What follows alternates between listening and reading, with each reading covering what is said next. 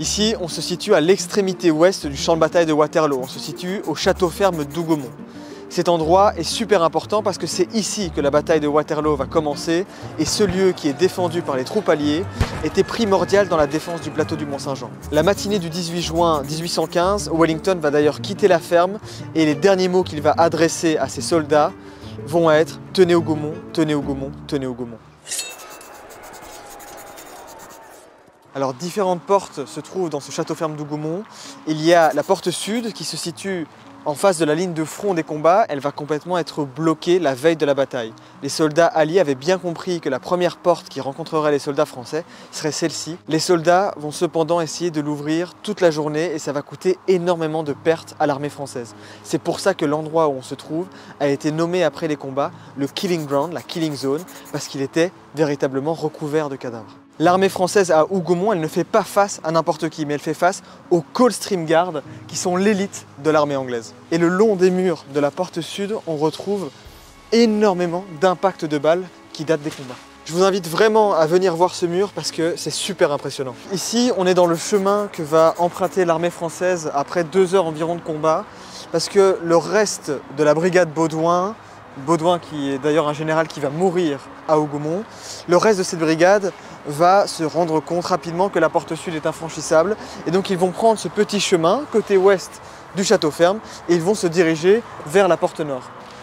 Alors les murs ici sont également recouverts de balles et ensuite on retrouve le mur d'enceinte de ce château ferme. Alors ici on peut voir qu'il est à hauteur d'homme, mais à l'époque ça faisait entre 4 et 5 mètres, donc c'était complètement infranchissable pour les soldats français. Et c'est maintenant ici qu'on se retrouve devant la mythique porte nord du château ferme d'Hougomont. C'est à cet endroit qu'on a 40 soldats français dirigés par le sous-lieutenant Legros, surnommé à l'époque l'enfonceur, qui vont réussir à rentrer par la porte nord.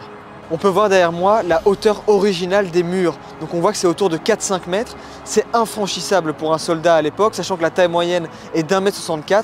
Alors les Français auraient pu prendre des échelles ou des explosifs pour les détruire. Mais le problème, c'est qu'on n'a pas l'information de ce mur d'enceinte la veille de la bataille. Et donc les soldats n'ont rien préparé. C'est assez émouvant. On traverse donc cette porte nord qui a été franchie 200 ans auparavant par 40 soldats français qui vont se retrouver une fois dans la basse-cour pris au piège parce qu'on a une dizaine de Coldstream Guards qui vont refermer les portes derrière eux.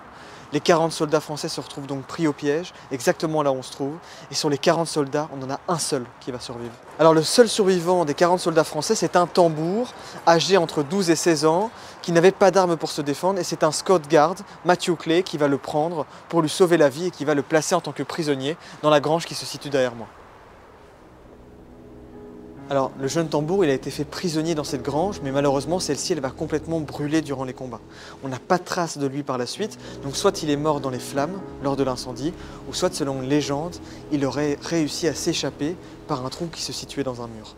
Pour faire le lien avec l'anecdote du jeune tambour, on a Cubières, un officier supérieur de l'armée française, qui va aux alentours d'Hougomont tomber de son cheval. Il faut savoir qu'il était déjà blessé 2 jours auparavant dû au combat, et il est coincé en dessous de son cheval. Il se retrouve face à des soldats anglais qui vont l'épargner dû à son grade. Donc on a dans l'armée anglaise par rapport à l'armée prussienne une véritable armée de gentlemen. Alors derrière moi se trouve un monument qui a été inauguré en 2015 par le prince de Galles pour le bicentenaire de la bataille de Waterloo. On y voit 2 soldats Coldstream qui sont en train de fermer les portes nord. Ce monument il est très représentatif de l'enjeu qui a eu lieu lors de la fermeture de ces portes. La fermeture de la porte nord, elle est super importante parce que les troupes qui défendent le château ferme d'Hougomont, c'est pour la plupart de l'infanterie légère. Et face aux 15 000 soldats français qui sont mobilisés pour l'attaquer, les 5 000 soldats alliés, anglais, hanovriens, nassoviens, brunswickois, ne font pas le poids dans un combat qui est rapproché. Et donc la fermeture de ces portes a joué un rôle majeur dans la victoire de l'armée alliée à Waterloo. Et Wellington dira d'ailleurs que lorsque la porte nord a été fermée par les soldats Coldstream, la bataille a tourné à l'avantage de l'armée anglaise. Alors la porte nord, elle n'a pas été fortifiée comme la porte sud pour une raison bien précise. C'est qu'ici, les soldats qui se retrouvent à l'intérieur du château ferme, ils ont en général 36 munitions dans leur giberne, donc dans leur sac à munitions. Une fois les 36 munitions tirées, qu'est-ce que vous allez faire? Vous allez ramasser des munitions sur les soldats qui sont blessés, qui sont morts et qui évidemment n'en ont plus besoin. Problème, dans un endroit clos, vous allez faire à partir d'un certain moment tous les cadavres, d'où l'intérêt d'avoir une porte qui donne un accès à l'extérieur. Et donc ici, la porte nord, elle n'avait pas été bloquée complètement, de sorte à pouvoir faire entrer des munitions munitions qui a été apportée par le Royal Wagon Train, donc un régiment anglais qui s'est illustré lors de la bataille de Waterloo en apportant des munitions. Alors évidemment, la porte nord aujourd'hui, c'est pas celle qu'on avait à l'époque, mais il y a quand même une anecdote intéressante à ce sujet-là, c'est qu'aujourd'hui, elle a été faite en bois de chêne, et en fait, ça viendrait d'un chêne qui était planté en Angleterre par un vétéran de la bataille de Waterloo qui avait ramassé des glands dans l'enceinte du château ferme de Gaumont et qui les avait plantés dans son pays par la suite.